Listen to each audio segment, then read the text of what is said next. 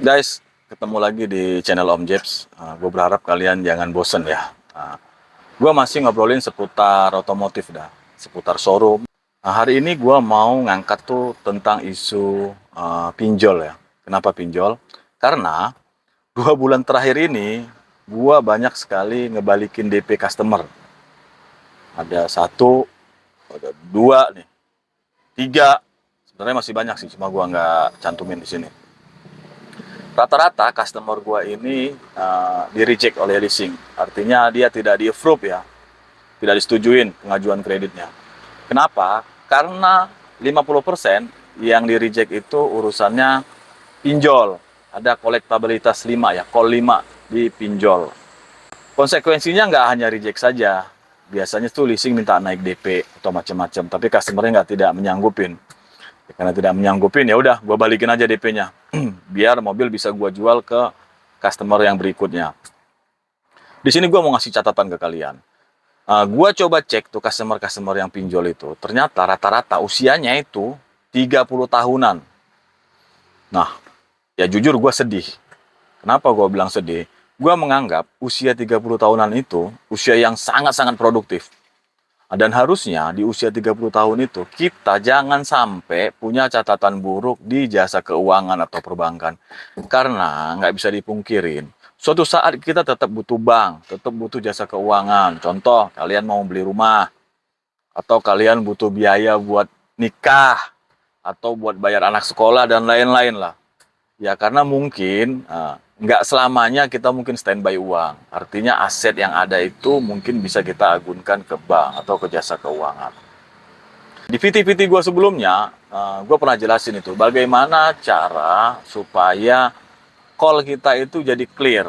Nah, yang pertama adalah kalau kalian call 5, kalian harus datang ke perusahaan tempat kalian ngutang dan kalian lunasin tuh yang pertama itu hutangnya. Nah, ingat ya, hutang itu urusannya bukan hanya di dunia. Kebetulan gue muslim. Hutang itu urusannya dunia satu dan akhirat. Nah, kalian datang ke perusahaannya lunasin dan minta bukti pelunasan. Nah, nanti prosesnya itu kurang lebih selama 2 minggu. Nah, 2 minggu nanti itu akan dihapus lah. Kalian tuh di posisi call-nya, call 5-nya telah dihapus karena sudah dilunasin. Tapi catatan nama kalian di OJK itu masih tercatat selama 6 bulan. Nah, tapi kalian masih punya bukti pelunasan. Jadi ketika kalian jeda 6 bulan itu, pada fase 6 bulan itu kalian mengajukan kredit, kalian bisa lampirkan bukti pelunasan kalian. Otomatis nggak ada masalah pengajuan kreditnya. Kemudian ada beberapa customer gue ini yang kaget ketika gue bilang masalah di rejectnya gara-gara call 5 pinjol. Nah, dia bilang, Pak, gue nggak pernah ngambil pinjol. Nah, ternyata yang ambil pinjol itu adalah pasangannya. Ya karena mungkin kalian tahu sendiri kan, approval instan pinjol itu kan gampang, cukup selfie depan KTP, nick-nya jelas, kemudian cairin tuh duit tanpa harus ada persetujuan dari pasangan atau dari orang yang menjaminnya. Nah, jadi ketika data kalian masuk, kalian ngajukan kredit nih ke mobil, contoh si suami ngajuin, otomatis semua nama-nama yang di AKK tersebut itu akan otomatis terlacak oleh sistem laporan informasi keuangan. Jadi kalau ada pasangannya mempunyai hutang di mana pasti ketahuan, atau anaknya yang usianya udah layak ngutang tuh pasti ketahuan. Jadi ya kalian, ini pelajaran nih buat gua sendiri dan buat kalian semua, ingatkan tuh pasangan atau anak, hati-hati ketika berhutang karena itu pasti tercatat ya di OJK, di sistem laporan informasi keuangannya.